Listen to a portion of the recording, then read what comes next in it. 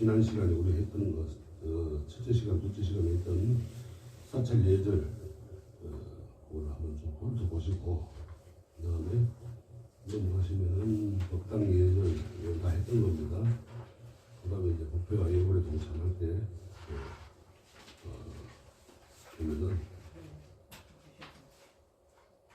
법회는 또 책이 지금 안 나올 겁니다. 법회는 불자들이 부처님의 가르침을 배우고 익히는 거라고 이야기를 했었죠. 아마 그 사찰 예절 책에 보면 나옵니다.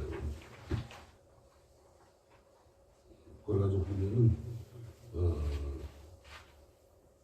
자기의 이제 생활을 점검하고 올바른 불자로서의 자세를 가다듬는 것은 중요한 기회다 해야 되겠습니다. 사쪽에 보면 있어요. 또한 예불은 아침적으로 부처님께 공경하는 마음으로 예를 올리는 의식이라고 했죠.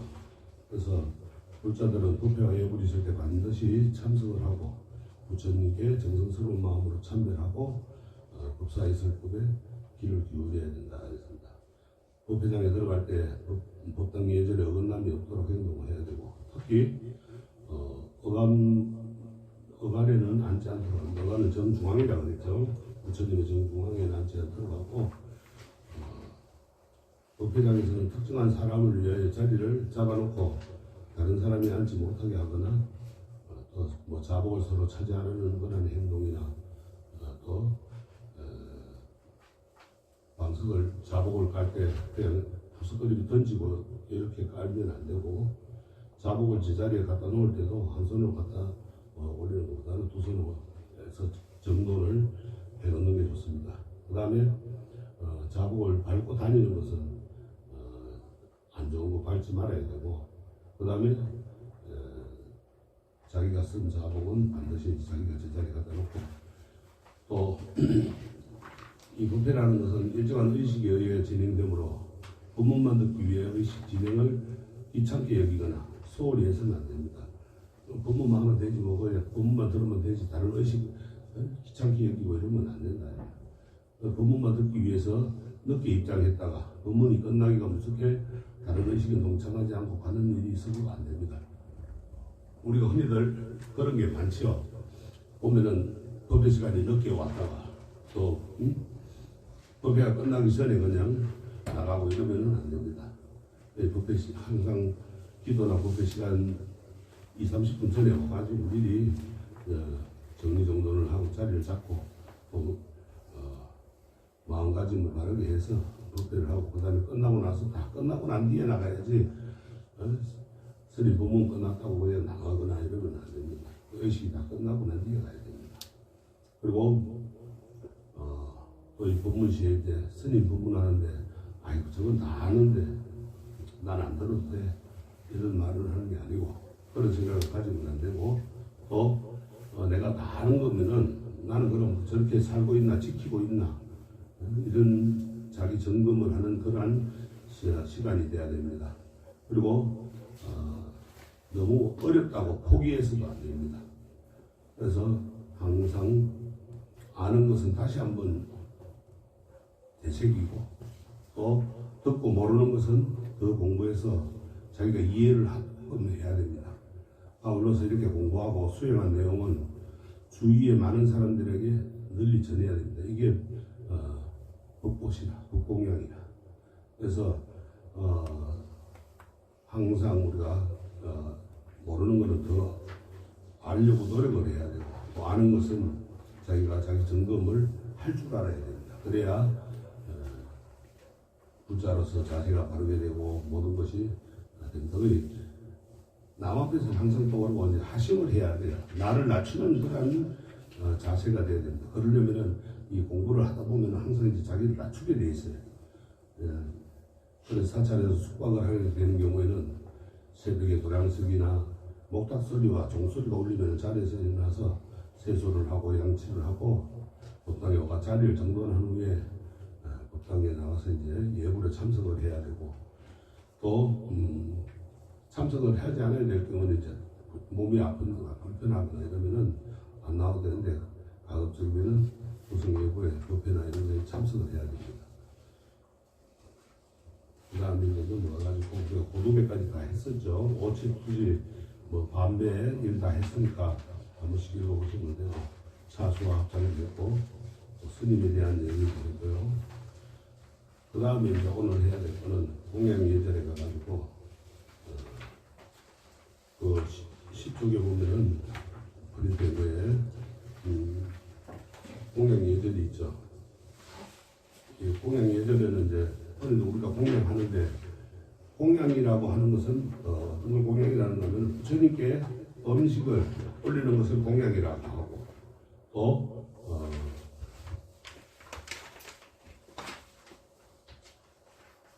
절에서 음식을 먹는 일을 공양이라고 합니다. 그래서 이제 우리가 여기서 지금 이야기하는 것은 음식을 공양하는데, 불교에서 공양도 크게 두 가지로 나눌 수 있습니다. 상공양이 있고 시쪽 중간이고 중간점 보겠습니다.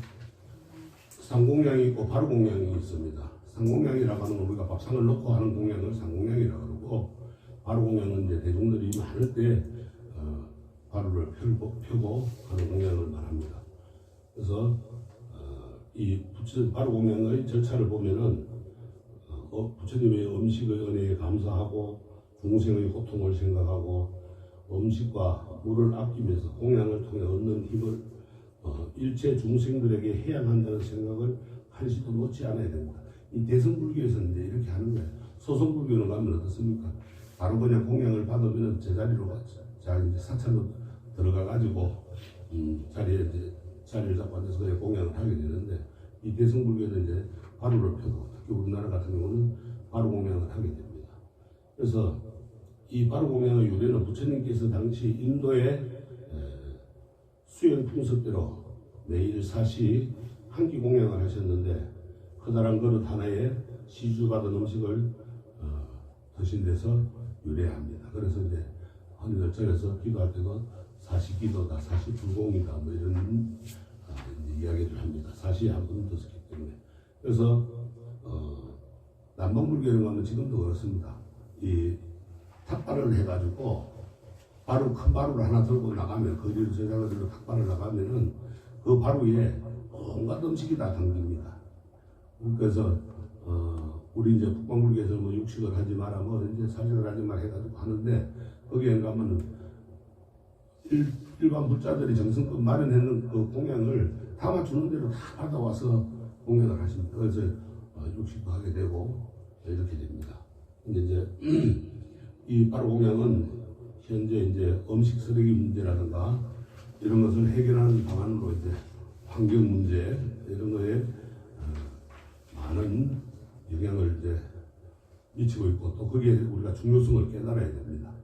그래서 공양이라고 하는 것은 이제 지난 시간에 얘기했듯이 육법 공양이 있죠.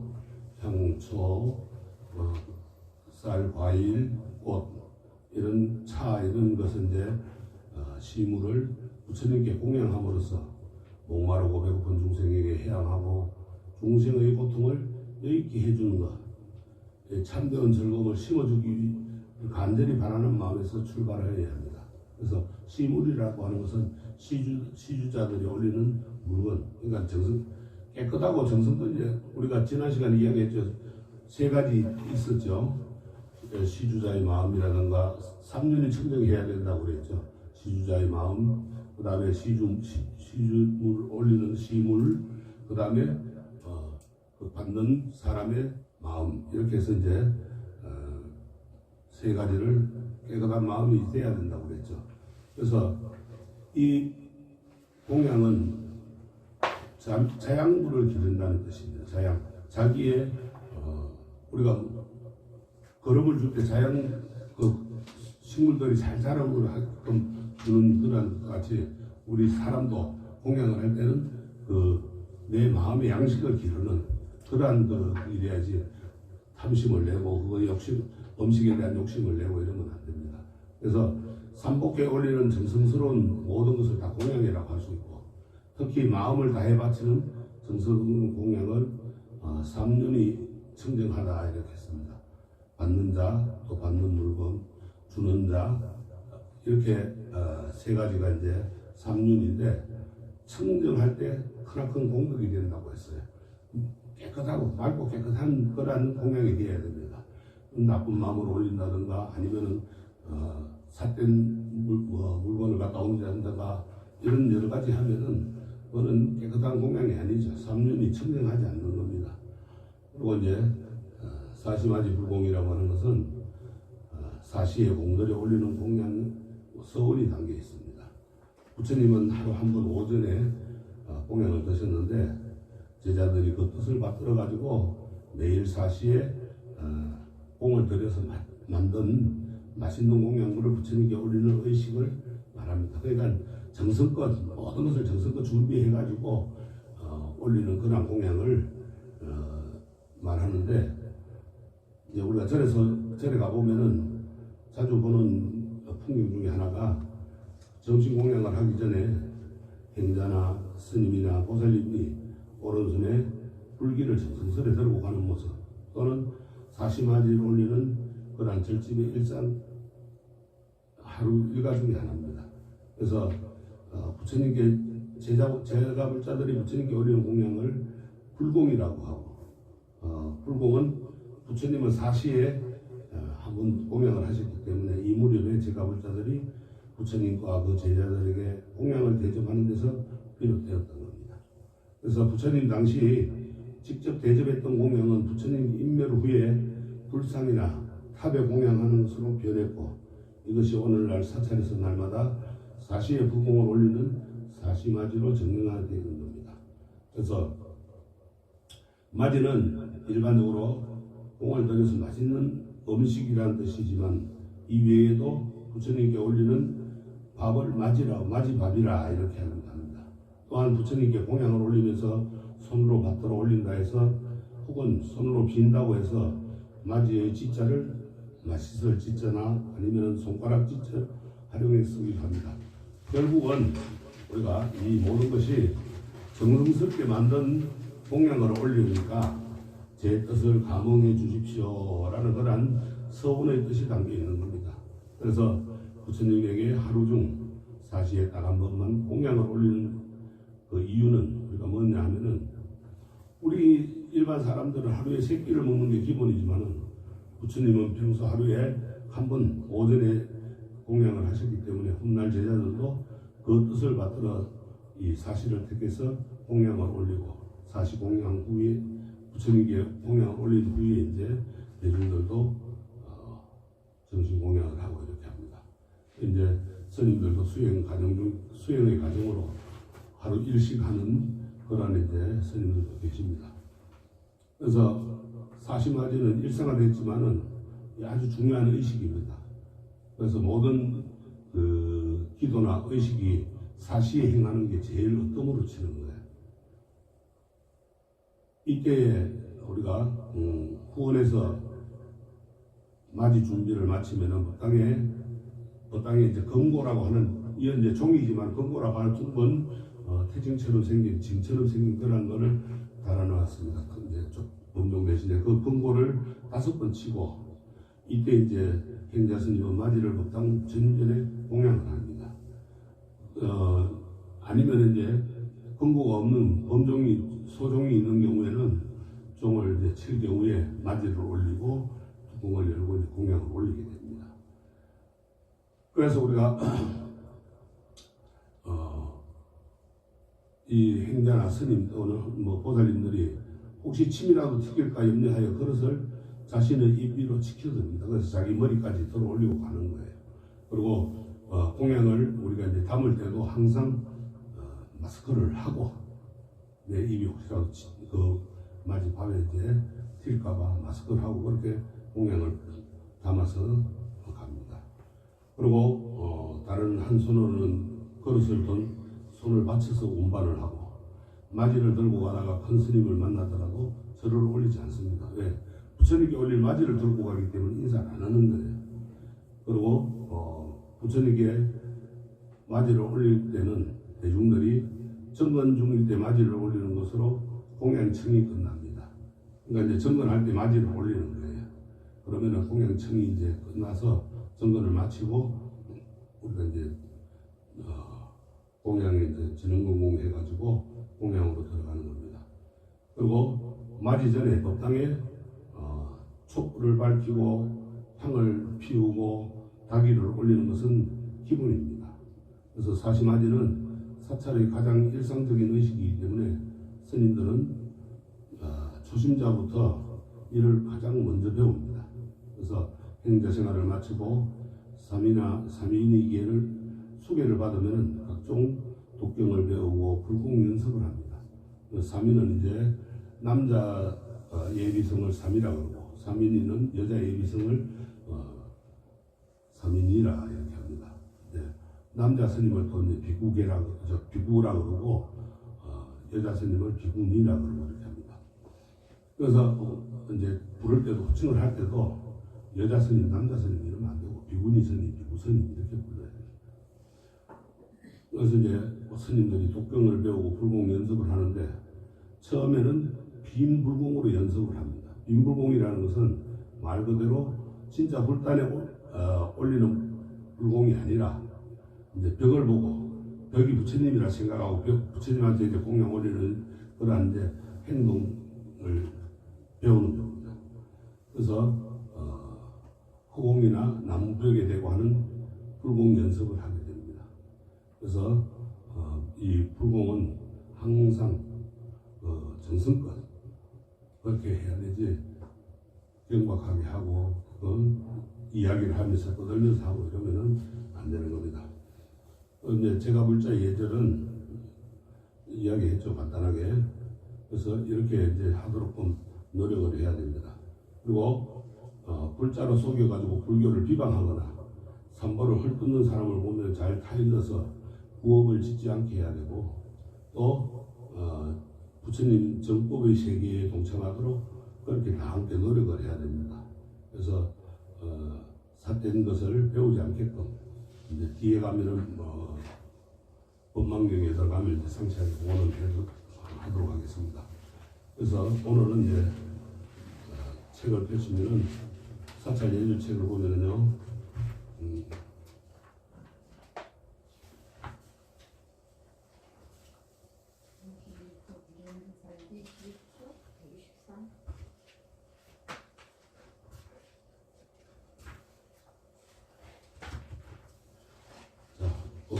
염주사용법 있죠. 네, 염주사용법. 염주 또한 우리가 이제 염주라 그러기도 하고 수주라 그러기도 합니다. 염주는 생각염자 구설주자. 내가 염주 하나하나를 돌리면서 생각을 한다. 뭘 생각해? 부처님 명호를 생각합니다. 그래서 염주라 그러기도 하고 부처님의 명호를 수를 몇 번을 하는가 수를 세야지라 해가지고 수주라 그러기도 합니다. 그래서 유래는 출가자들의 법의 부서를 도용한 겁니다. 즉 출가자들이 그 법이라는 것은 몸에 지니지 못하게 돼 있거든요. 그래서 몸에 못 지니게 하니까 그거를 이제 뭐 금은보화 같은 거를 못 갖고 있게 하니까 염주로 만드는 거예요. 그래가지고 이제 지니고 있어 됐고 또 능음경에 이제 교본발제라고 하는 제자가 이 염주를 처음 이제 지니고 그렇게 이제 해서 유래가 됐습니다.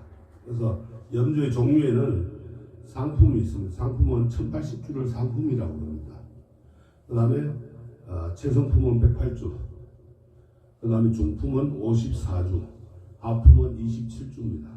우리가 이제 하품은 흔히 단주로 우리 손목에 끼는 것을 이제 많이 하는데 이 27주를 안 하고 숫자가 이제 더 적은 것도 있고 부서지 크면은 더 적은 것도 있고 숫자가 또 적으면 더 많은 것도 있고 이렇게 합니다.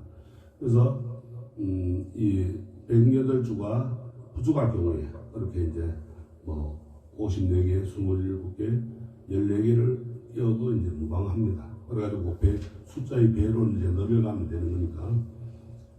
그리고 이제 염주의 종류에는 이제 우리가 흔히들 뭐 많이 가는 자거주도 있고 모감주도 있고 보리자주도 있고 연자주도 있고 보리자주라는 것은 보리수 열매로 만든 염주를 말합니다. 그 다음에 연자주는 연밥으로 만든 거고 건강자주는 이제 그 건강나무의 열매로 만드는 거고 뭐 그 외에도 여러 가지 이제 많습니다. 동으로 만든 동주도 있고 진주로 만드는 진주주도 있고 뭐 은으로 만드는 은주도 있고 또 수정으로 만드는 수정주도 있고 또 옥으로 만드는 옥주도 있고 그 다음에 월성주도 있습니다. 월성주는 이제 건강자주 열매를 깎아놓은 거 그거를 이제 월성주라고 합니다. 그 다음에 이 108번뇌의 출처는 이제 108염주를 우리가 이제 최성품이라고 그랬죠. 왜 108염주를 최성품이라는 거는 108번뇌의 출처를 이제 말하는 겁니다. 그래서 108 출처는 이제 108번뇌의 출처는 어떻게 나오느냐? 육근, 육식 이것이 이제 저마다 호호 평등의 세 가지로 18번뇌를 일으킵니다. 그러니까는 육근은 눈, 귀, 코, 혀, 몸, 마음 이것을 이제 육근이라고 합니다. 육식은 이걸 움직이는 거 그거를 육식이라고 하는데 이제 눈은 뭘 봅니까? 색을 보죠. 색깔을 본단 말이에요. 사물을 보는 거고 그 다음에 귀는 듣는 거 소리를 듣는 거예요. 그 다음에 코는 냄새를 맡죠. 그 다음에 혀는 맛을 보죠. 또 몸은 느낌, 그죠? 느낌을 알게 되고, 그 다음에 마음은 의식, 내가 살아 움직이는 이 의식이 있는 겁니다. 그래서 이것을 이제 호라는 거, 오, 평등 세 가지로 육건 하면 18가지가 되고, 또 육식을 호, 평등으로 곱하면은 18가지 번뇌를 일으킵니다. 이것을 나중에 이제 고락사 3배가 있습니다. 이것에 이제 18번뇌를 일으키니까 모두 합해가지고 36번뇌가 되고 여기에다가 이제 과거, 현재, 미래를 배하면은 108번뇌가 됩니다. 그러니까는 과거에 지은 것도 있고 현재에 짓는 것도 있고 미래에 짓는 것도 있는 겁니다. 그래서 108번뇌가 되는 거예요. 그래서 108번뇌를 끊기 위해 가지고 이제 108염주를 만든 겁니다. 이 108주 외에 주불이라고 해가지고 두 개의 어미구슬을 아래 위로 만들어 놓은 것이 있습니다. 그러니까 이제 염주에 보면은 염주가 왔을 때 이제 108염주라고 왔을 때 여기에 모주 위에 꼭 하나가 있는 거예요. 그거는 이제 위에 있는 거는 아래 위로 이제 해가지고 석가와 지장 또는 아미타불 관세음보살 이렇게 해가지고 모주를 합해가지고 110주가 되는 염주가 있습니다. 모주를 안 치고 이제 모주를 빼고 석가와 지장 모주 두 개를 빼고 나면은 108개가 되고 요거 두 개를 합해가지고 110개가 되는 게 있는데 이것은 현재 우리나라에서 사용되는 모든 염주에 그렇게 많이 되어 있습니다. 근데 108개가 돼야 됩니다. 모주까지 합해가지고. 그래야만이 그게 맞는 거예요. 그래서 우리가 이 모주를 합해가지고 109개가 된다든가 110개가 된다든가 이러면은 이것은 잘못된 겁니다. 모주까지 합해가지고 108개가 돼야 됩니다. 그 다음에 염주 중에 보면은 이 108개의 낱낱 이름을 불보살님의 명호가 적혀져 있어요. 이건 다음 시간에 제가 도표를 만들어가지고 나눠드리도록 하겠습니다. 그 다음에 방생주라는 게 있어요. 108염주 양쪽에 모주 위에 이제 장구설 한쪽으로 5개씩 달린 게 있어요. 그래서 10개가 달려 있어요.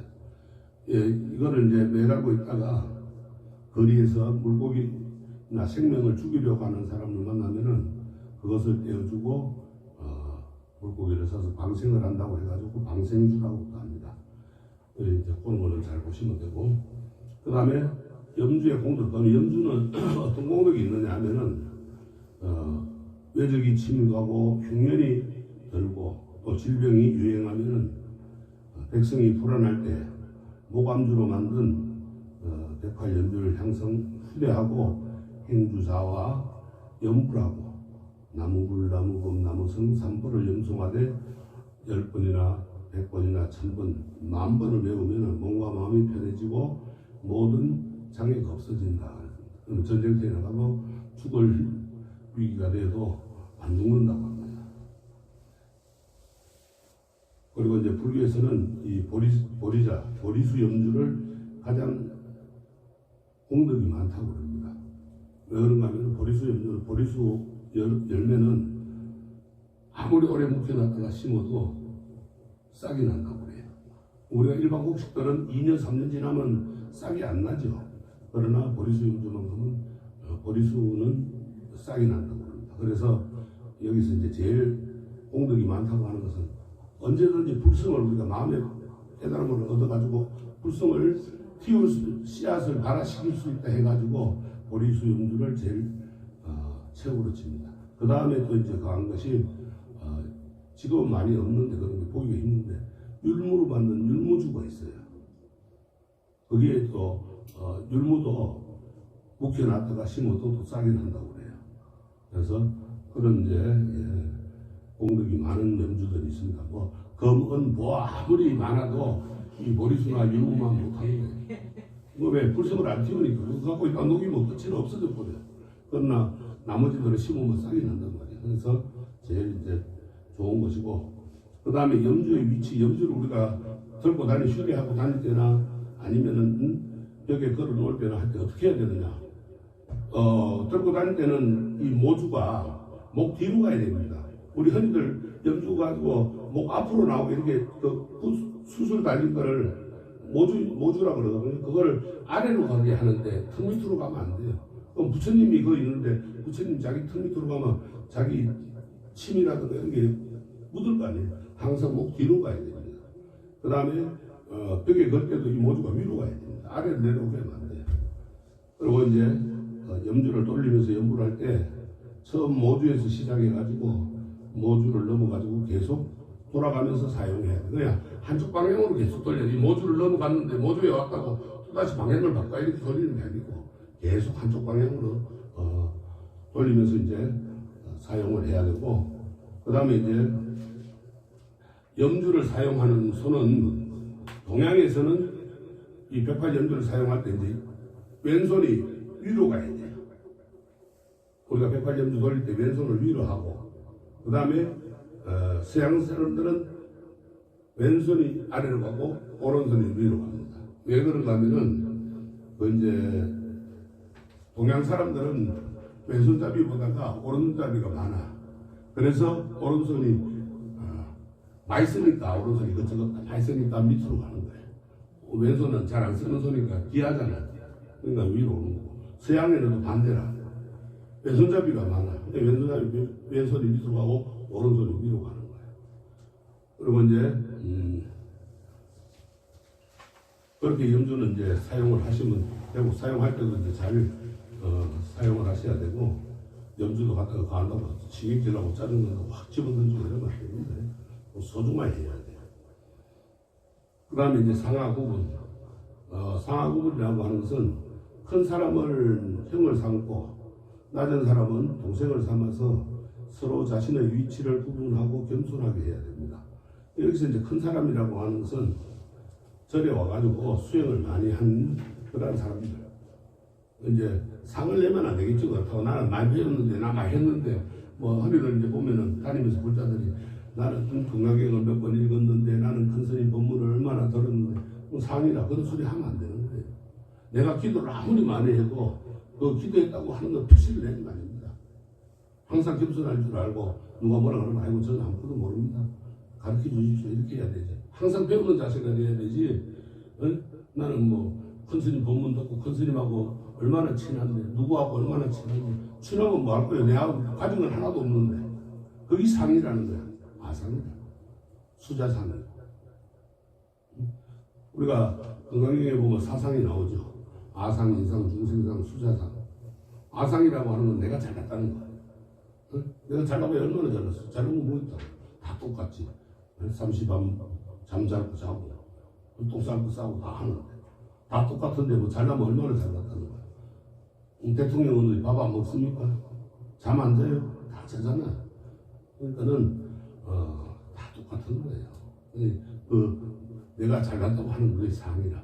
그거 하지 말고, 그 다음에 인상. 나는 사람이니까 저 축생들 함부로 막 대하면 안 됩니다. 지금 요새 그런 거 뭐 반려동물들 거리에 나돌아다니는 고양이들 갖다 들고양이들 학대하고 막 하면 난리 나죠. 그거는 바로 거기라. 이제 나는 인간이니까 너는 짐승이니까 잘못된 겁니다. 모두 축생 다 중생들이야. 같은 중생이다. 중생이라는 건 테란 스파 네 가지로 태어나는 걸 중생이라 그러거든요. 그러면 중생 아닌 게 없어요. 식물들도 다 중생이라. 섭으로 태어나잖아요. 섭 있어야 묻어놓으면 물 안 주면 싹 납니까 안 납니까? 안 나죠. 그것도 중생이라. 모기 파리도 다 축생이고 다 짐승이란 말이에요. 내가 잘났다는 못하는 사람은 인간으로 잘났으면 얼마나 잘났을 것이고 뭐 흔히들 그러잖아. 사람 죽을 때 파리 목숨만도 못한다고 하는 말 하잖아요. 아, 죽는데 태어날 때도 마찬가지고. 그래서 그 인상 사람이라는 거 그거의 상을 버려야 되고 그 다음에 중생상 이 앞에 아상이나 인상은 왜 그리 나오느냐 어리석기 때문에 중생은 어리석거든. 그래서 나오는 거예요. 그 다음에 수자상 이제 아까 이야기했죠. 선생님들 법문 많이 듣고 내가 공부를 얼마나 했는데 뭐 했는데 하면 뭐 하는 거예요. 깨달음을 얻지 못하고 베풀 줄 모르고 보살의 행을 할 줄 모르는데 보살의 행을 못하면은 그거는 중생이다. 다른 거 중생이다. 아무리 우리 스님들이 머리 깎고 출발했어도 그런 걸 못하면은 중생만 못한 거예요. 우리가 뭐 짐승만도 못하다는 말을 많이 하죠. 똑같습니다. 스님들도 수행을 못하면은 인간은 숙세에 사는 인간만 못한 거예요. 더 다른 거 없습니다. 그래서 이 수자상까지 사상을 말하고 우리가 여기서 이제 큰 사람은 배우고 수행을 많이 하고 덕망이 높은 그런 분들을 흠을 삼고 또 낮은 사람을 동생을 삼아서 서로 자신의 위치를 구분하고 겸손해. 항상 그러니까 배운 사람은 배운 사람들은 겸손해야 되고 또 배우지 않은 사람은 배우지 않는 만큼 또 겸손하면 되는 거라. 근데 겸손하지 않으면 문제가 되겠죠. 그 다음에 만일 이제 우리가 시비거리가 생기가 다투입니다. 그런 사람이 있으면은 두 말로 화합을 시켜야지. 여기 가서 니 말하고 저 가서 저 말하고 해가지고 자꾸 상대방들을 격하게 만들고 싸우게 하면 이간질을 하면 안 됩니다. 그래서 화합하게 만들고 자비심으로 서로 향하게 해야 되고 그 다음에 악한 말로 사람을 상하게 하지 말아야 됩니다. 악한 말들 하면 안 돼요. 그래서 우리가 이제 사람이라는 게 인생을 살아가면서 사람인 자가 어떻게 되어 있어요? 혼자서는 못 서 있죠. 둘이가 합해져야 돼. 여기 사람이 합해져야 돼. 그래야 바로 서게 돼 있는. 그래서 사람인 자가 두 개로 딱 작대기 두 개가 서 있는 게 사람인 자예요. 그 다음에 독경, 예불, 공양, 울려. 사찰에 머물 때는 독경과 예불, 아까 이제 조성 예불이라든가 사시마지라든가 이런 걸 제영예불이라든가 이런 걸 한다고 그랬죠. 그 다음에 공양 시간에 나는 배부르니까 안 먹어. 나 따로 먹어도 돼요. 응, 안 됩니다. 배부르다고 해서 안 먹는 것도 아니고 안 먹으면 가서 앉아 빈 그릇 받아놓고 앉아라도 있어야 돼요. 대중들이 공동체 의식이라는 게 있어야 돼요. 그 다음에 울력은 이제 절에 사는 청소라든가 뭐 설거지라든가 이런 건 모든 것을 이제 풀어낸다든가 아니면 옛날에 이제 농경사회는 농사를 짓고 이제 스님들도 살았기 때문에 그런 때 이제 밭에 나가서 일하는 거 이런 모든 것을 울력이라고 합니다. 그런 걸 같이 해야지 나는 오늘 하기 싫으니까 안 해야지 이러면 안 되는 거예요. 아픈 환자를 제외하고는 이유 불문하고 함께 참석해야 됩니다. 예, 절에서도 스님들이 아픈 스님이 있으면은 그 스님은 특별 대우를 해줘요. 돌아가면서 그 스님을 시봉합니다. 근데 안 아프다고 안 아픈데 안 나오고 이러면 안 되겠죠. 아픈 환자를 제외하고는 제일 중요시 되는 게 같이 동참하는 겁니다. 그 다음에 세수를 하고 양치를 하고 청소할 때 이제 우리가 주의해야 될 것은 세수할 때는 그릇을 구분해가 사용해야 됩니다. 지금들은 이제 그 세면기가 있으니까 세면대가 있으니까 이런 걸 많이들 이제 구분을 안 짓는데 예전에는 데가 없을 때는 꼭 대야가 두 개가 있어요. 상복대야가 있고 하복대야가 있어요. 상복대야는 세수를 한다든가 뭐 손을 씻는다든가 할 때만 쓰고, 하복대야는 발을 씻는다든가 아니면 걸레를 빤다든가 이런 거 할 때는 하복대야에 있습니다. 근데 속가에는 마을에 내려가 보면은 세수대 하나 놓고 거기다가 세수도 하고 걸레도 빨고 발도 씻고 다 하죠. 이거 안 됩니다. 절에서는 그걸 용납을 안 해요. 딱 구분을 해야 됩니다. 그래서 양치질 할 때는 한 자리에 앉아서 끝내야 되지, 양치질 하면서 이리저리 돌아다니고 절 안에 막 다니고 이러면 안 돼요. 항상 세면장에서 양치질을 끝내고 나와야 되고, 그 다음에 세수할 때 절에서는 코 푸는 일은 절대 없어요. 소리 내면 안 돼요. 이제 그리고 청소할 때도 법당과 방, 마루걸레, 빗자루 이런 걸 구분해서 사용해야 됩니다. 법당 청소하는 걸레가 따로 있고, 방 청소하는 걸레가 따로 있고, 빗자루도 방 빗자루, 법당 빗자루가 따로 있고, 그 다음에 법당 걸레를 빠는 또 바게스 같다 그 도구가 따로 있습니다. 다 구분해놓고 써야 돼요. 이것저것 막 쓰면 혼동되면 안 됩니다. 그래서 항상 청결하게, 그리고 모든 것이 예의가 있게끔 그렇게 이제 사용을 해야 됩니다. 그 다음에 변소 사용할 때 이제 주의점은, 이런 해우소라 그러는데, 해우소는 왜 해우소라냐 하면은 근심을 벗어버리는 거, 근심을 풀어내는 거. 우리가 화장실 안 가면 힘들죠. 갔다 나오면 개운하죠. 근심을 풀어내는 것이라, 벗어버리는 것이라. 그래서 해우소라고 합니다. 그래서 옷옷은 밖에 걸어두고 들어가야 됩니다. 이제 큰 절에 가보면은 해우소 앞에 변소 입구에 옷걸이가 있어요. 걸어두고 들어가야 됩니다. 굴도서. 왜? 잘못하다가는 거기에 이물질들이 묻을 수가 있어요. 그래서 벗어놓고 들어가야 되고, 또 머리를 지금 이제 뭐 자변기고 뭐 이러니까 이제 별거기 없지만, 옛날 화장실도 재래식은 가가지고 밑에 아래를 내다보고 깊다고 그냥 기겁을 하고 나오는 사람들이 많거든. 그 영천은혜사 같은 데나 이런 데 가면 예전에 그런 말이 있었어요. 아침에 영무봉기에 저녁에 떨어진다는 소리가 날 정도로 그만큼 깊어요. 그러니까는 그 아래를 내려보지 말라 그러는 거예요. 그 다음에 또 낙서를 하거나 침을 뱉거나 힘쓰는 소리를 내지 말라고 그랬어요. 흔히들 보면은 막 침도 뱉어놓고, 그러니까는 뭐 절에 행사 한번 하고 나면은 스님들이 해우수 청소할 때가 제일 혼납니다. 아주 막 지저분하게 사용을 해요. 그리고 이제 외우는 개송이 있습니다.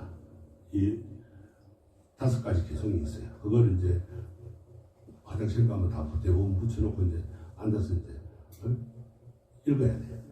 그걸 외워야 돼요. 그냥 멍청하게 앉아있는 게 아니고, 화장실에 와서도 그런 걸 읽을 때 자꾸 마음을 수행을 하게끔 만듭니다. 그 다음에 걸어가면서 화장실 나와가지고 해우소에서 나와가 걸어가면서 발치춤을 올리거나 허리끈을 내거나 이러면 안 됩니다. 안에서 딱 정리정돈하고 남이 나왔을 때, 남이 볼 때 저 사람이 해우소에서 나왔는가 안 나왔는가 모를 정도로 하고 나와요. 깨끗하게. 그리고 반드시 손을 씻기 전에는 다른 물건들을 만지지 말아야 됩니다. 그러니까 스님들 대할 때도 왜 해우소 갔다 나올 때는 인사하지 말아 그랬죠. 그게 뭔가 하면은 손을 씻기 전에는 아무것도 하지 말아요. 이제 옛날에는 거기서 해우소 앞에 물이, 수돗물 흐르는 물이 있었어요. 그게 손을 씻게끔. 지금도 뭐 세면장에들 들어가면 다 이제 수도가 있으니까 그걸 해야 됩니다. 그리고 이제 근심을 푸는 곳이라 해가지고 이제 해우소라고 그런다는 거. 우리가 여기에서 이제 주의할 거는, 법당에서 나올 때 반드시 우리가 누누이 이야기하지만 촛불을 꺼야 된다는 거. 그 다음에 촛불을 끌 때는 입으로 불어서 끄는 게 아니고 손이나 아니면 끄는 도구를 이용해서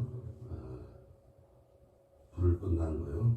그 다음에 향은 향로에 한 개씩만 피우는 것이 좋습니다. 일주향이라 해서 하나, 두 개도 안 돼요. 공기가 탁해지고 그만큼 스님들 또 안에 있는 대중들이 목을 많이 상하게 됩니다. 그리고 차를 올릴 때는 그 닭이 소리가 나지 않게 주의해서 올려야 되고 다간을 사용해서 깨끗한 물을 기르다 올려야 됩니다. 그래서 우리가 이제 다간이라고 하는 그 차를 올리는 주전자, 차주전자를 말합니다. 그리고 이제 여기서 제일 이제 중요시해야 될 거는 뭐니 해도 우리가 10번 들어도 가는 거는 상을 없애고 그 다음에 절에 와서는 절 예법, 우리 옛말이 있죠. 로마에 가면 로마법을 따르라고. 절에 오면 절 예법을 지킬 줄 알아야 됩니다. 그걸 지키지 않으면은 아무래도 소용이 없는 무용지물이죠. 그래서 그렇게 이제 아시고 그 다음에 오늘 보살계 법문에 대해서 이제 간단하게 하도록 하겠습니다. 보살계가 왜 우리가 계율을 왜 지켜야 되는가, 절의 예절을 왜 지켜야 되는가, 이거를 이제 담아놓은 게 보살계 법문입니다. 보살계는 흔히들 설해놓은 것이 법망경 보살계 법문인데 서가모니 부처님은 보리수 안에서 우상정각을 이루시고 처음으로 보살의 대성율법을 결정했네. 이것은 부모와 스승과 삼보에 대하여 효순하는 것이고 지극한 도에 효순하는 법이다. 효순을 바르게 바로 이제 계라고 하고 또 제지라고 합니다. 이제 제지라고 하는 것은 흔히들 이제 뭐 우리가 애들 보고 뭐 그건 하면 안 돼 하고 제지하죠. 이런 식으로 이제 하면 안 되는 겁니다. 그거를 이제 제지라고 합니다. 그래서 부처님께서 입으로 무량한 광명을 넣으시면서 말씀을 했어요. 나에게 여기 삼세 제불의 법계가 있어 보름마다 자주 외우노라. 너희들 발심한 모든 보살들도 나를 따라서 외움이라. 이러므로 개의 광명이 입에서 나왔으니 염만 있고 인이 없는 것은 아니니라. 이 광명은 청황적백 흙이 아니라 색이 아니며 심도 아닌지라. 있는 것도 아니고 없는 것도 아니며 인가법도 아니라 비록 모든 부처님의 본원이며 보살도를 수행하는 근본이며 모든 불자 대중들의 근본인 것입니다. 그러므로 모든 불자들은 꼭 받아치녀야 하고 읽어 외워야 하며 잘 배워야 하느니라. 그러니까 우리가 이 제일 중요한 겁니다. 이제 전에 다니면서 이 법망경이라고 하는 보살 계문만 잘 외우고 이것만 지킬 줄 알면은 여기 안에 다 들어가 있어요. 그 내용이 10중 4개부터 해서 그러면 이제 저래 가서 예절하는 게 이 10중 4개 또 48경부에 다 들어있거든요. 그래서 우리가 거기에 대한 것을 이제 잘 이제 하면 됩니다. 그래서 10중 4개에는 이제 죽이지 말라는 거, 그 다음에 훔치지 말라는 거, 엄난하지 말라는 거, 또는 거짓말하지 말라, 술을 팔지 말라, 사부대중의 허물을 말하지 말라, 또 자기 자랑을 하고 남을 헐지 마라, 또 간탐을 부리고 욕설하지 말라, 진실 내지 말고 화해하라, 그 다음 삼보를 비방하지 말라. 이렇게 10가지를 이제 10중 4개라 10중 4개라고 하는 것에서 아주 무거운 거, 무거우면서 큰 거, 그 10가지를 지키라 이 말입니다. 48명부에 대해서 좀 빨리 나가겠습니다. 네.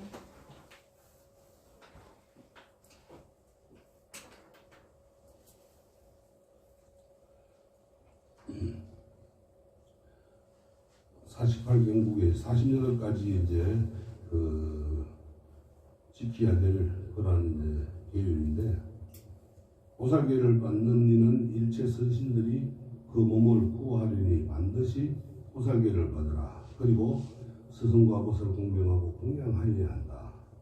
이제 보살계를 받는 것은 일체 선신, 우리가 호법 선신이라 그러죠. 신중들이 우리의 몸을 보호해주고 구해줍니다.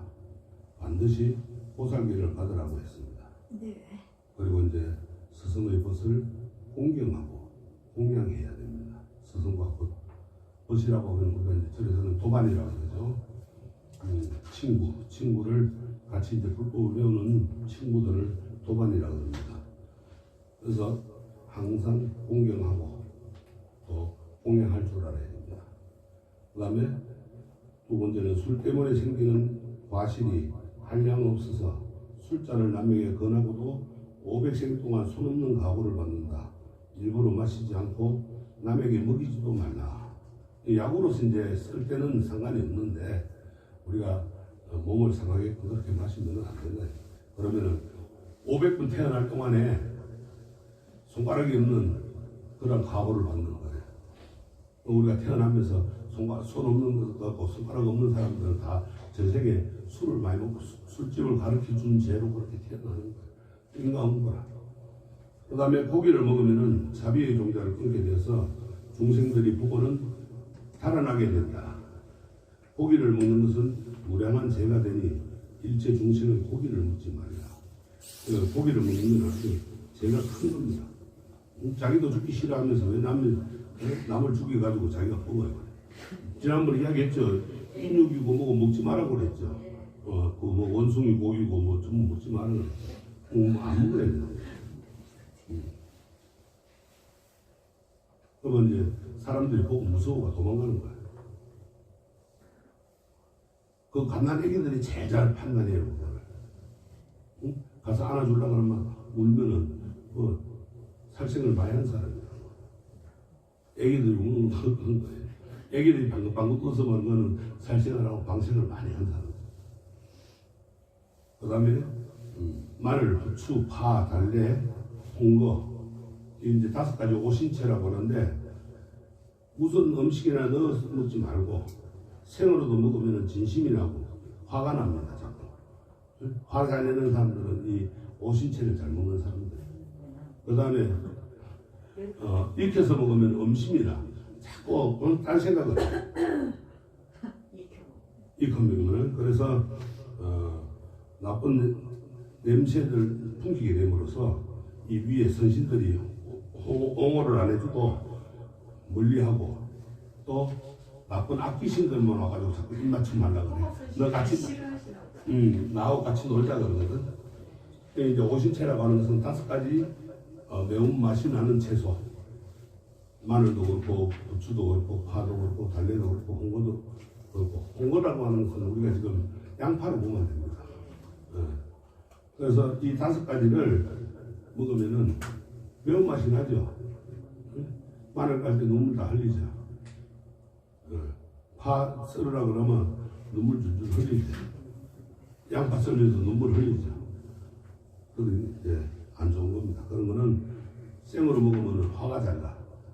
익혀 먹으면 음심이 나고, 익혀 먹으면 달거든. 달달하거든. 그러니까 딴 마음이 자꾸 생기는 거예요.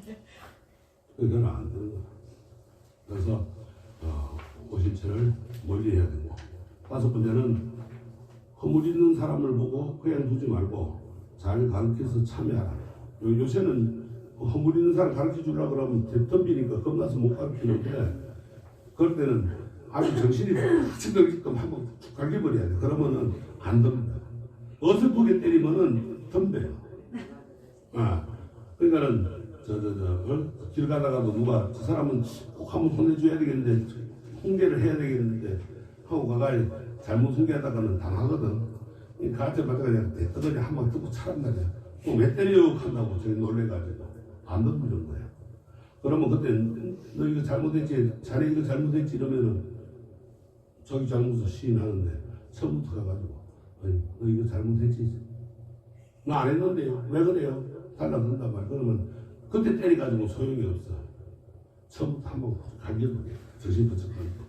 우리 스님들도 이제 옛날 선방에서 이제 참선을 하다 보면 헛기 보이거든. 헛기 보이면은 깨달았다고 난 한 소식 했다고 이제 스님한테 이제 조지 스님이나 방장 스님한테 쫓아가거든. 그거 가지고 문답을 하니까 아니거든.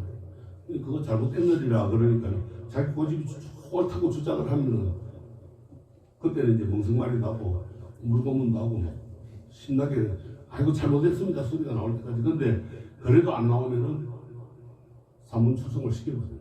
너는 이제 선방에 있을 자격이 없다 나가는 거야. 그러면 나와 뭐가 되느냐? 결국은 박수 무당밖에 안 돼. 그거를 뛰어넘을 줄 아는데 못 뛰어넘는 거예요. 그것처럼 우리가 허물이는 사람은 보고 그냥 두지 말고 잘 가르쳐 줘야 됩니다. 절집안에 와서 잘못하는 게 있으면은 잘 좋은 말로 고분고분하게 상냥하게 이렇게 타일러야 되지. 처음부터 뭐라 하면 그건 이제 저 반대로 저기서는 또 똥된 놈이 썩낸다고 자기 잘못된 건 모르고 그냥 화를 내게 된단 말이에요. 그렇게 해서는 안 되고. 그 다음에 법사나 도인을 보거든 정성껏 잘 모시되 예배하고 공양하며 몸을 잊어버리고 부지런히 법을 배우라고 그랬어요. 법사는 부처님 법을 설해주는 사람을 법사라고 그러거든요. 요새는 뭐 흔히들 무당들도 법사라고 하는데 그거는 법사가 아니고요. 그 다음에 뭐 도인이라 그러는 것도 마찬가지고요. 난 그래서 도사라 그러면 내가 하는 말이 있어요. 길 가다 죽는 게 도사라 그래. 길도자에 죽을 사람 길 가다 죽는 게 도사라 그러거든.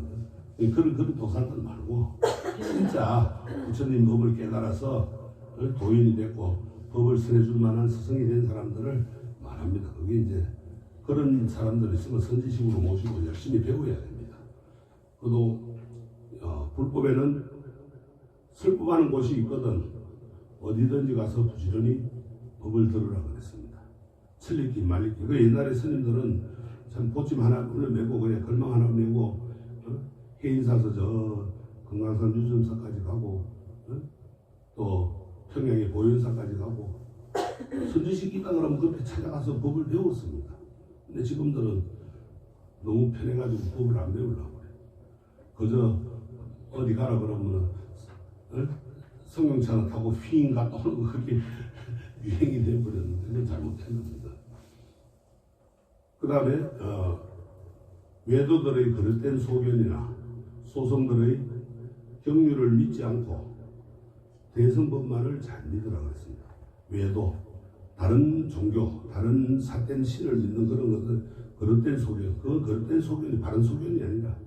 그리고 소성, 이제 자기 혼자 깨달아가지고 자기 혼자 그냥 사는 거를 소성이라고 그러거든. 우리가 이제 소성은 우리나라에서도 이제 유일하게 정각이 찾아볼 수 있는 게 칠성각에 가면, 삼성각에 가면은 독성, 나반존자가 소성이라. 자기 혼자 깨달아, 자기 혼자 독부장군이야. 그러니까는 법당에 못 들어오고 산신각에 앉아 있는 거야. 잘못된 거죠. 그래서 이 소성들은 경륜을 믿지 않고 대성법만 믿으라고 했어요. 소성들은 그걸 믿지 말고. 그러니까 대성이라는 것은 소성이라는 건 나 혼자 깨달아가지고 나 혼자 부처되는 것이고 대성은 내가 배운 만큼 중생들한테 가르쳐주고 다 함께 같이 깨달음을 얻어가는 게 대성입니다. 그래서 팔복전 가운데 간병하는 것이 제일 다른 복전이다. 아까도 그랬죠. 아픈 스님들을 간병하는 게 제일 큰 거라고 그랬죠. 그래서 이 간병을 잘 해야 돼요. 간병을 잘못하면은 안 됩니다. 그래서 여기서 우리가 이제 팔복전이라고 하는 것은 8가지의 이제 복을 말하는데, 첫째는 불전이 있고 성인전이 있고 성전 또는 화상전, 아사리전, 부전, 모전, 병전, 이것을 팔복전인데, 불전이라고 하는 것은 부처님, 그 다음에 성인전은 우리가 많은 이제 성인들, 뭐, 그 위에 이제, 불보살님들, 보살들이라든가 이런 분들 이제 아라함이라든가 이런 분들을 성인이라고 그러죠. 성전이라고 하는 것은 성전은 이제 스님들. 그 다음에 화상전은 우리가 무슨 이제 하상, 이제 한 소식에 있는 큰 스님들을 이제 말하는 것이고, 그 다음에 아사리전은 그 이제 하상보다 높은 그런 이제 아랑가를 얻은 사람을 이제 아사리전이라고. 그 다음에 부전은 부처님전, 부모, 아버지, 모전은 어머니, 병전은 병든 사람을 말합니다. 그래서 이 복을 얻게 되는 8가지 일을 바치에 비유한 겁니다. 그래서 부처님은 불전이라 그러고, 성인은 성인전이라 그러고, 성은 스님들은 이제 성전이라 그러고 이렇게 합니다. 그 다음에 복받을 원인이 되는 8가지 좋은 일, 이거를 이제 어떻게 하면 복을 받느냐. 위에 이제 이 8가지 복을 얻게 되는 8가지 일을 밭에 비유했는데, 이 밭을 잘 가꾸려면 어떻게 해야 되느냐. 첫째는 길가에 샘을 파는 일. 옛날에는 이 우물 파는 일이 굉장히 그 복이 크다고 했어요. 남에게 목마름을 해결시켜주는 거. 우리가 지금도 그렇죠. 비 안 오면 어떻게 돼요? 샘을 파야 되죠. 그래야만 그거를 목마름을 해결할 수 있죠. 그래서 샘을 파는 일. 그 다음에 물가에 다리를 놓는 일. 그 다음에 험한 길을 닦는 일. 또 부모에게 효도하는 일. 산모를 공경하는 일. 병든 사람을 간호하는 일. 가난한 사람에게 밥 주는 일. 그 다음에 무차대해를 베푸는 일. 무차대해라고 하는 것은 큰 스님들의 법문을 듣게끔 법회를 열어주는 것. 이제 말합니다. 그래서 그게 모든 것이 베푸는 일입니다. 그래서 우리가 이 팔복전 가운데 간병하는 것이 제일 없던가는 복전이라고 그랬습니다. 간병. 아픈 스님들 잘 아픈 사람들을 부처님같이 받들어 모시라고 그랬습니다. 그 다음에 보살은 설사 부모를 죽인 이에게도 원수를 갚지 말아야 됩니다. 중생을 죽인 이는 중생을 죽이는 기구는 무엇이나 마련해 두지 말아 그랬어요. 가까이 보이는 데 놔두지 말아 그랬어요. 우리 칼 같은 거 보고 막 그냥 갑자기 그냥 살생을 하게 되죠. 이거는 중기들은 절대 보이는 데 두지 마라 그랬습니다. 그래서 우리가 칼 중에서도 제일 깨끗한 칼이 뭔가 합니까? 정직칼이에요. 부엌칼. 정직칼 모르네. 정지라는 것은 모든 걸 끊어 없앤단 말이에요. 번뇌망상을 끊어 없애는 칼이라. 뭐 옛날 그래서 이제 음식하는 것을 정지라 그랬거든. 근데 절지반에서 나온 거예요. 또 뭔가 하면은 모든 번뇌망상을 끊어 없앤다 이 말이에요. 그래서 바르게 한다. 네? 정직하는 게 사투리로 들었는데 사투리가 아니고 아주 뜻있는 말이에요. 부엌이 아니고 원래는 정지라 그래야 돼요. 네. 혹은 정제소라 그러죠. 모든 것을 바르게 해준다 이 말이에요. 그래서 맑고 깨끗하게 만들어주는 음식을 맑고 깨끗하게 만들어, 아까 정성도 만들어가 부처님이 공양 올린다 그러죠. 그래서 정지라고 그러는 거예요. 옷을 쓰는 칼이 정지다. 그게 제일 좋은 거예요. 그거 외에는 다 없애야 돼. 또 있어야, 또 이제 그건 아니지. 칼은 아니지. 낫은 있어야 되겠죠. 곡식을 해야 돼. 수확을 해야 되니까. 그래서 무엇이든 이렇게 남의 보이는 살생 도구는 가까이 두면 안 됩니다. 그 다음에 병든 사람을 보고도 부처님 같이 잘 받들어서 반을 해주고, 그 다음에 이 속을 위하는 나쁜 마음으로 그릇된 나라의 심부름을 하지 마라. 자기 자신의 이 속을 위해서 모든 사람들의 심부름을 하면 안 됩니다. 우리가 흔히들 대통령이라고 하면 나라의 심부름, 백성의 심부름인데 무슨 머선인데 그가 군림을 하려고 그러거든요. 그건 잘못된 거예요. 그런 심부름은 안 해야 돼. 그런 사람은 심부름꾼이 아니라 역적이다, 역적. 매국노. 나라를 팔아보는 거예요. 그렇게 해서는 안 됩니다. 그 다음에 노예나 동물 매매, 관장사 같은 건 나쁜 장사를 하지 말아야 됩니다. 여기서 우리가 이제 간이라고 하는 것은 뭔가 하면은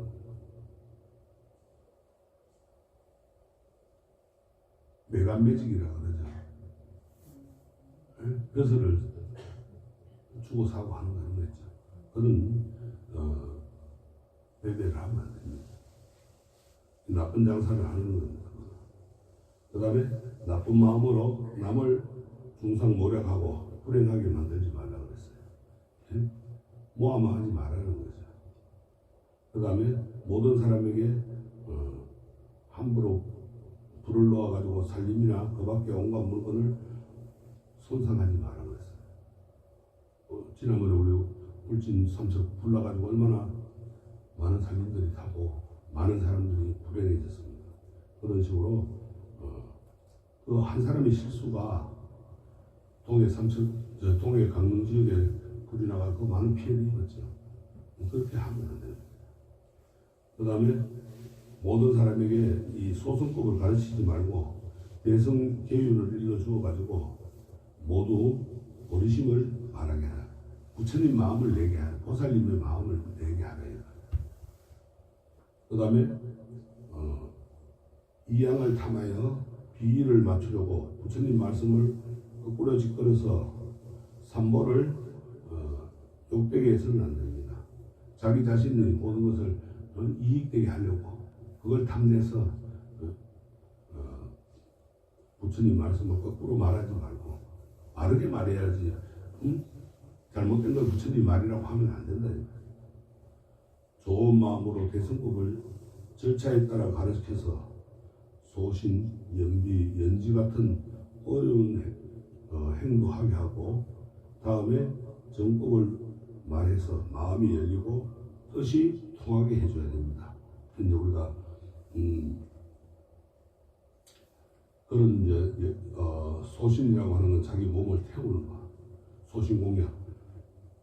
우리도 이제 분신, 일반 사회에서는 분신이라고 그러는데 자기 몸을 태우는 걸, 절에서는 이제 자기 몸을 태우고 부처님 앞에 태우는 것을 소신공양이라고 합니다. 소신. 그 다음에 연비라고 하는 것은 팔뚝에 불을 넣는 거. 이제 스님들이 삼위계 받을 때도 하고 또 비국에 받을 때도 하고 또 보살계 받을 때도 하고 이렇게 이제 팔뚝에다가 연미를 합니다. 불을 초심지를 올려놓고 불을 붙입니다. 그래서 태울련 자권을 비자 태워서 번뇌망상을 다 없앤다 이 말이에요. 그래서 연미라고 합니다. 그 다음에 연지는 손가락을 태우는 거예요.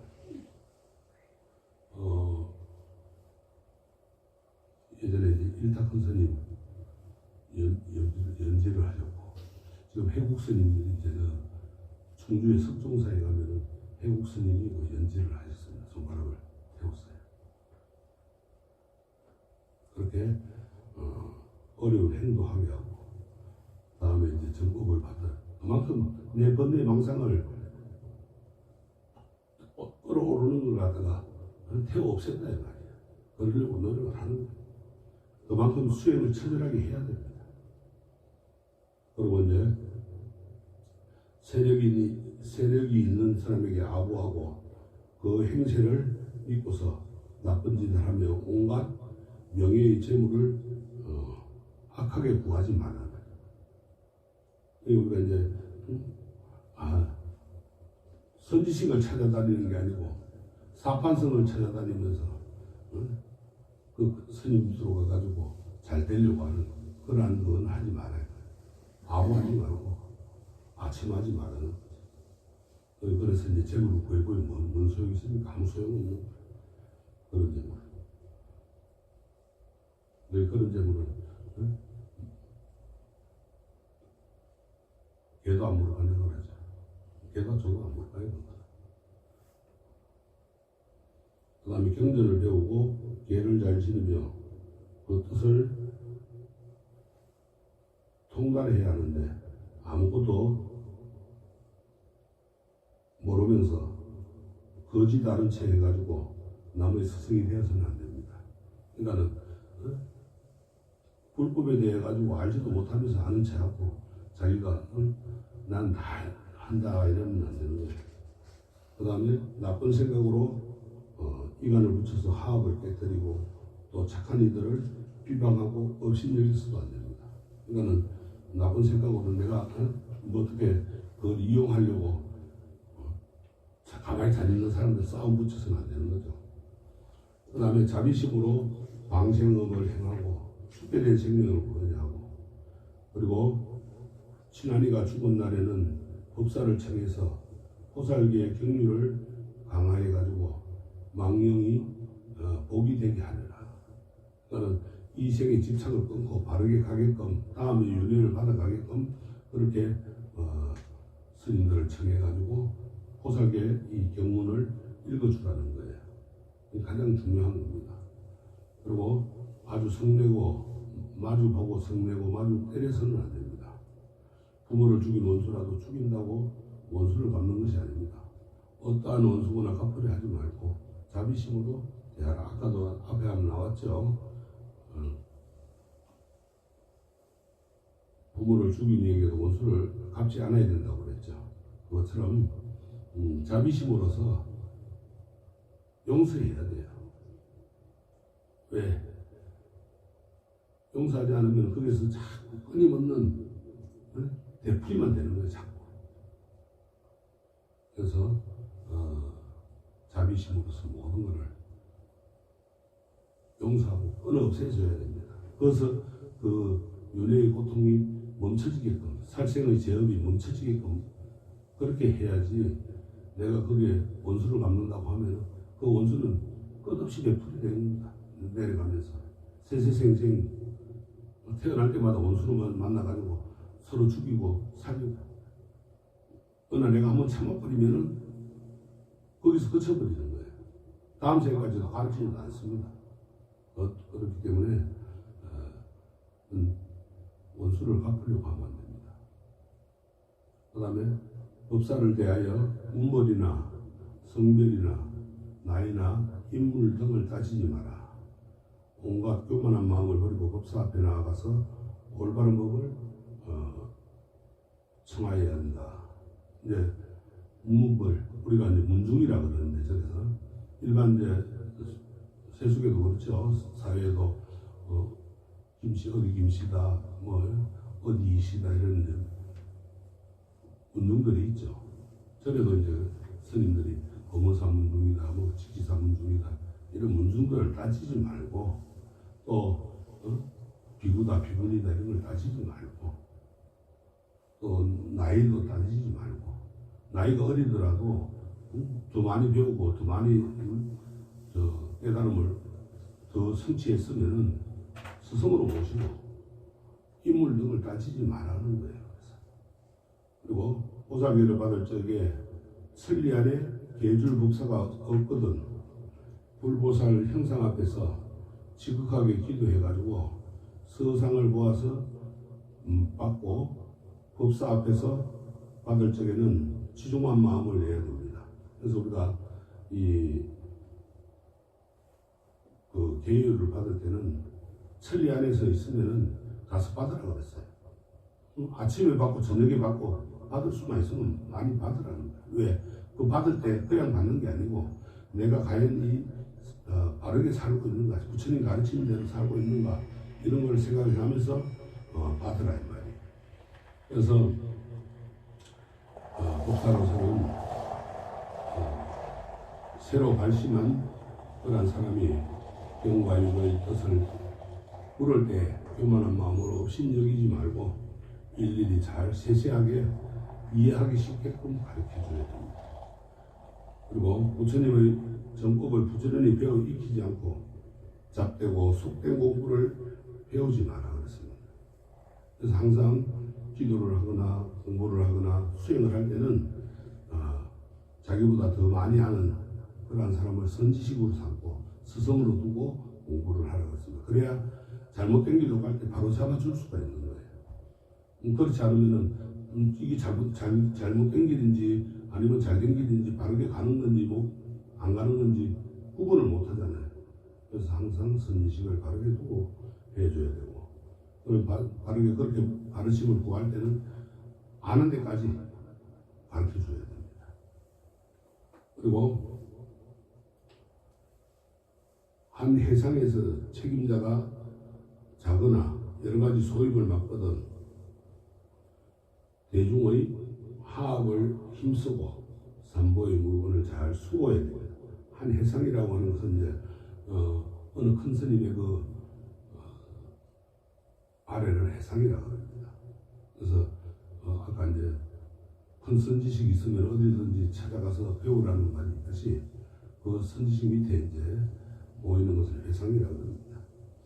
그리고 자기가 있는 곳에 객스님이 오거든 반가에 맞아서 정성껏 대접하고, 꼭 신도에게 공양청을 받더라도 객스님 몫을 생각하여야 됩니다. 우리가 우리 절 스님이 아니라고 뭐 모르는 척하고 이러면 안 되고, 우리 절에 오는 스님은 객스님은 항상 주인 대접하듯이 그렇게 반가에 맞이하고, 또 신도들한테 공양을 받을 때도 내 혼자 먹을 것만 받는 게 아니고 그 객스님의 몫까지 다 챙길 줄 알아야 된다. 그 다음에 7불은 별척법이 있습니다. 7불, 이제 과거 7불이라고 하는데 별척법이 없는데, 복전인 스님들을 청할 때는 어떤 사람만 따로 청하지 않고 평등한 마음으로 차례대로 청해서 똑같이 대접하라는 겁니다. 그러니까 내가 가한다고 예를 들어서 부처님도 내가 어느 부처님만 난 좋아하니까 그만 가한다 이게 아니고 똑같이. 근데 이제 단 내가 뭐 와가지고 저리 와서 산신기도를 한다 칠성기도를 한다 그거 하니까 거리 먼저 가는 건 안 됩니다. 항상 대웅전에 먼저 법당에 왔다가 그 다음에 거리 가야 돼요. 언제 잘못된 거죠. 그 다음에 옳지 못한 생각으로 이속만을 위해 가지고 매음하거나 점을 치거나 독약 같은 것을 파는 나쁜 직업을 가져서는 안 됩니다. 세계 직업을 갖지 말아가 됐죠 지난번에. 그래서 그런 직업들을 갖지 말고, 행동은 유에 걸리면서 입으로만 공했다고 거려서 산불을 뚝배기에 해서는 안 된다. 행동은 개차반으로 하면서 입만 살아가지고 나는 뭐 했네 하면 안 된다 이거예요. 그래서 신도들을 잘 가르쳐가지고 육제일과 삼장제일 같은 좋은 때는 특히 이 계율을 잘 지켜야 됩니다. 그래서 우리가 이제 매음이라고 하는 것은 매춘부를 매음이라고 합니다. 여자가 돈을 받고 아무 남자에게 목을 파는 것을 말하고, 육제일은 한 달 가운데 깨끗이 제거한 유기를 말하는데 꼭 음력으로 8일, 14일, 15일, 23일, 29일, 30일 이것을 육제일이라고 합니다.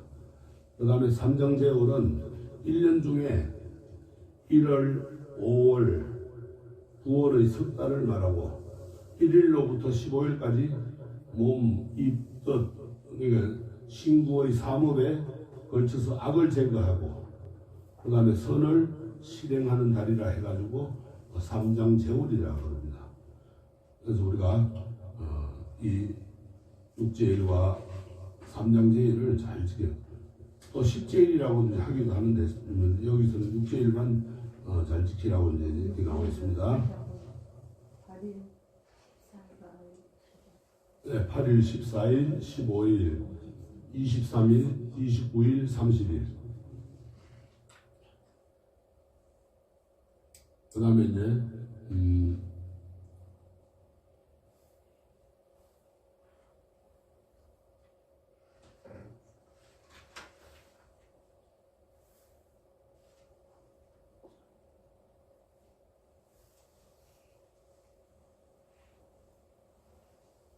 나쁜 세상에 없을 사람들이 불상이나 경전을 훔쳐다 팔거나 스님네나 발신보살 도인들이 팔려와서 욕당하는 것을 보거든 어떤 방편으로든 건져내야 한다. 그런 게 많죠. 도굴범들 나쁜 마음으로 와가지고 불상이나 경전 같은 거 좋은 거는 다 훔쳐가는 경우도 있고, 또 이제 아니면 이제 스님네나 또 발심하는 그런 도인들이나 보살들이 팔려와가지고 욕당하는 거. 인간이 빚을 못 감고 당하고 있을 때 그럴 때 그런 것을 보거든 어떤 방편으로든지 그걸 건져내야 됩니다. 중생을 상해하는 무기를 팔거나 속이는 저울, 또 적게 드는 말로 장사하거나 남의 다른 공을 깨뜨리거나 여러 가지 살생할 동물을 기르는 등 중생을 해롭게 해서는 안 됩니다. 그런 일을 해서는 안 됩니다. 중생을 상해하는 무기 같은 거 팔면 안 됩니다. 또 저울을 쏘기도 안 되고, 저울을 쏘기면 다음 생에 가가지고 가난뱅이로 태어나요. 방이란 마음을 갖고 온갖 남녀의 싸움 구경이나 군진 전쟁 치는 것을 구경하거나 또는 마음을 방탕하게 하는 온갖 음악 소리를 듣거나 여러 가지 노름과 여러 가지 점치는 일과 쓸데없는 심부름을 하지 말라. 이런 일에 이제 심부름 하지 말라는 거예요. 자기는 방이라면서. 그 다음에 생각에 버리심을 바라야 하니 잠시라도 소승이나 외도의 마음을 일으켜서는 안 되고, 계율을 건강과 같이